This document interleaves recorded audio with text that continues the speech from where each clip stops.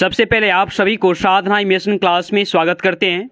जैसा कि आप लोग जानते हैं कि आज हम लोग का क्लास क्यूज है, जिसमें कि महीने में 2 बार कराई जाती है। तो आज हमारे साथ हैं रघुनंदन, और आप लोग जोरदार ताली से स्वागत करें। और मैं ये रूल आपको बता दूं, इसमें से क्वेश्चन की संख्या है 15। अगर प्रत्येक क्वेश्चन का सही जवाब अगर आप देते हैं तो आपको यहाँ पर मिलेगा 10 अंक, और जिसमें आपका ऑप्शन हो अगर उसमें आप गलत करते हैं तो इसके लिए आपको 5 अंक माइनस कर लिया जाएगा। इसलिए सही से समझेंगे, विचारेंगे, उसके बाद आप भी जवाब देंगे। तो इसमें से एक आप उठाएंगे।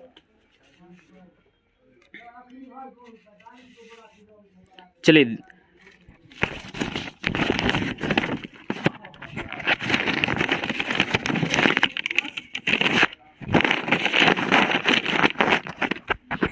पहला क्वेश्चन है कि सिंपल सा क्वेश्चन है। क्या पहला क्वेश्चन आप जाएंगे ऑप्शन के साथ कि विदाउट ऑप्शन वाले बोले? क्वेश्चन आने के बाद। अच्छा, नहीं, क्वेश्चन तो आएगा ही, लेकिन कौन सा क्वेश्चन आप लेना चाहते हैं? आप ऑप्शन वाले कि विदाउट ऑप्शन वाले? विदाउट ऑप्शन वाला लेना चाहते हैं, ठीक है। आप सिंपल सा क्वेश्चन है, नेत्रदान के बारे में जानते होंगे। तो नेत्रदान के समय आंख के किस भाग को दिया जाता है? परितारिका। परितारिका। तो यहाँ पर हुआ आपका गलत। इसका सही जवाब होगा कॉर्निया।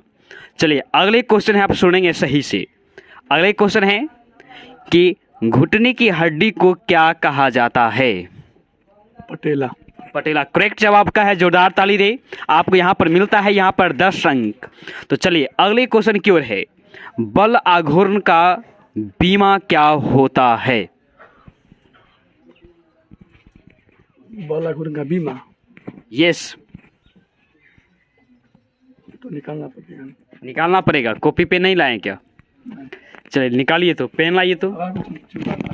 अच्छा, लास्ट में पूछ लेंगे। चलिए ठीक है। चलिए अगले क्वेश्चन है, आप सुनिएगा।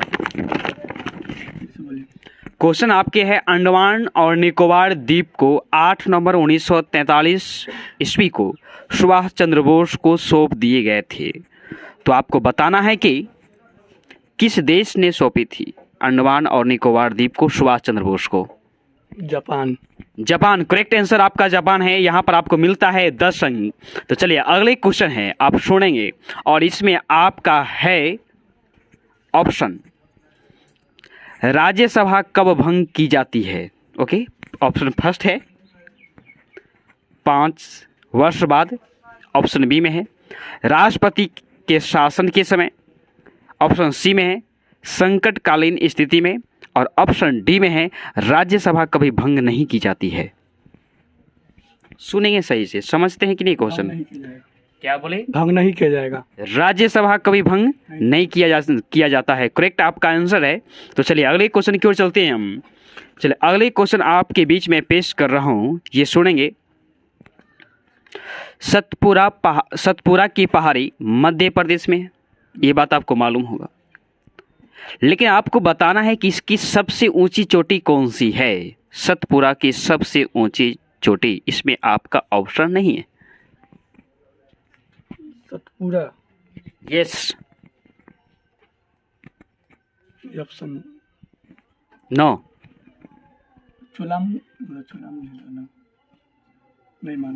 नहीं मालूम है। चलिए कोई बात नहीं है, आपके पास फिर भी बहुत सारे क्वेश्चन बचे, लेकिन इसका सही जवाब होगा धूपगढ़ी। क्या होगा? धूपगढ़ी होगा। ओके, चलिए अगले क्वेश्चन है, महात्मा गांधी के राजनीतिक गुरु कौन थे? गोपाल कृष्ण गोखले। गोपाल कृष्ण गोखले। क्या लगता है कि सही है? सही है। करेक्ट आंसर बिल्कुल सही जवाब का है। तो चलिए अगले क्वेश्चन है, आप सुनेंगे। संसद के बिना अनुमति के कितने समय तक रह सकता है राष्ट्रपति शासन लागू? राष्ट्रपति शासन लागू की मतलब समझते हैं कि जिस राज्य में सही ढंग से नियम कानून नहीं चलती है तो इसका इंफॉर्मेशन राज्य पर राष्ट्रपति को देती है। लेकिन राष्ट्रपति को यहाँ पर लगे कि नहीं, इस राज्य में यहाँ पर राष्ट्रपति शासन लागू होना चाहिए, और उस बिना संसद की अनुमति से अगर वो राष्ट्रपति शासन लागू हो जाती है तो कितने दिनों तक चलेगा? 30 दिनों तक। 30 दिनों तक। यहाँ पर हुए आप गलत, इसका 30 दिन तक नहीं, यहाँ पर क्या होगा सही जवाब? 2 महीना होगा। कितना होगा? 2 महीना। चलिए अगले क्वेश्चन आपके बीच में पेश करता हूँ। कोई बात नहीं, आपके पास बहुत सारे क्वेश्चन हैं, सुनिएगा सही से। आपको बताना है कि बैटरी को श्रेणी क्रम समूहन में जोड़ने पर निम्न में से कौन सा गलत कथन है? ओके, बैटरी को अगर श्रेणी क्रम में जोड़ते हैं और निम्न में से कौन उसके लिए कथन गलत है? ऑप्शन ए में आपका है, इसमें सभी सेलों को विद्युत वाहक बल समान होते हैं। और आगे बोलना है, इसमें है कि बी में है, इसमें सभी सेलों का विद्युत वाहक बल समान नहीं होते हैं।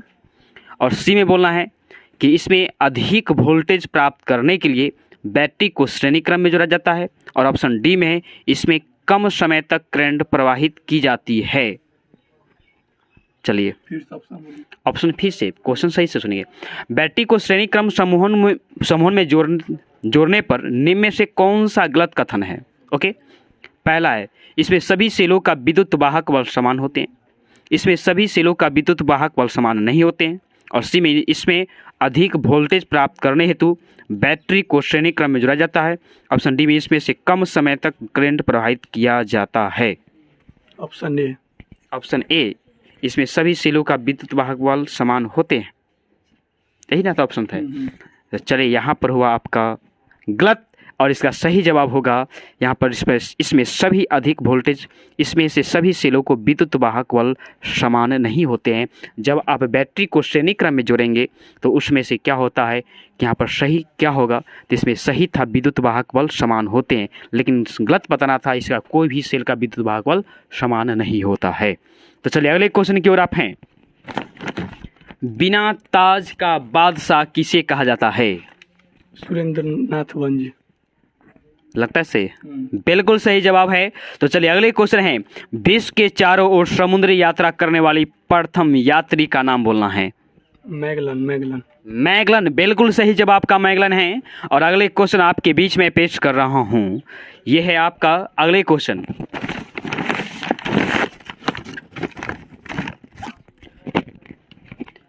बंद धमनियों को पता लगाने के पर सर्जरी के द्वारा प्राप्त धमनियों में रिंग स्थापित की जाती है। नहीं, आप ये बात जानते हैं कि अगर आपके हार्ट अटैक का नाम सुने होंगे, तो हार्ट अटैक में क्या होता है कि महाधमनी या धमनी में जहाँ पर शुद्ध रक्त प्रवाहित होती है वहाँ पर कोलेस्ट्रॉल जमा हो जाता है, और आवश्यकता से अधिक अगर हो जाता है तो कोलेस्ट्रॉल जमा होने के कारण उसमें हार्ट अटैक की संभावना आती है। तो इससे बचने के लिए कोलेस्ट्रॉल में उसमें धमनियों में रिंग लगाया जाता है। आपको ये बताना है कि वह रिंग क्या चीज़ का बना होता है, किस धातु का? क्वेश्चन समझे क्या? जब धमनी में कोलेस्ट्रॉल जमा हो जाती है तो उसमें सर्जरी के माध्यम से धमनियों में रिंग लगाई जाती है। तो वहाँ पर कौन सी धातु का रिंग लगाया जाता है? ऑप्शन मिलेगा? नहीं, इसमें ऑप्शन तो नहीं है। सबसे महंगा धातु है वही इस्पात होगा। इस्पात धातु का नाम बोलना आपको। चलिए पास है कि? चलिए ऑप्शन लीजिएगा क्या? ऑप्शन लेंगे। ऑप्शन लीजिए। चलिए ऑप्शन फर्स्ट है, ऑप्शन फर्स्ट में टाइटेनियम, ऑप्शन बी में है आपका है लोहा, ऑप्शन सी में आपका है एल्युमिनियम, और ऑप्शन डी में है आपका है तांबा। टाइटेनियम करेक्ट आंसर टाइटेनियम है, इसलिए आपको दिया जाता है 10 अंक। तो चलिए अगले क्वेश्चन है, और आपका निम्न में से कौन सा सही है? ओके, बताना है। जीवित मानव शरीर में सबसे कम मात्रा में पाए जाने वाले तत्व मैग्नीशियम है। पहला है, अशुद्ध जल आसवन विधि द्वारा तैयार की जाती है। ऑप्शन बी में गलत, इसमें मतलब कौन सा सही है ये आपको बताना। ओके, कम गहराई पर समुद्री में जाने पर ऑक्सीजन और नाइट्रोजन की प्रयोग करते हैं। और ऑप्शन डी में है द्वितीय सबसे अच्छी हल्की गैस है, द्वितीय सबसे हल्की गैस हीलियम है। और ऑप्शन डी में है सभी सही है। फिर से ऑप्शन बोलिए। ऑप्शन फर्स्ट में है जीवित मानव शरीर में सबसे कम मात्रा में पाया जाने वाला तत्व मैग्नीज है। ओके। ऑप्शन बी में है अशुद्ध जल आश्वण विधि द्वारा तैयार की जाती है। और ऑप्शन सी में है कम गहराई पर जाने में ऑक्सीजन के साथ नाइट्रोजन का प्रयोग करते हैं। और ऑप्शन डी में है द्वितीय सबसे हल्की गैस हीलियम है। और ऑप्शन ई में है इनमें से सभी सही है। सभी हुआ सभी सही है लगता है। जी। आपको दी जाती है पर 10 अंक। बिल्कुल सही जवाब का है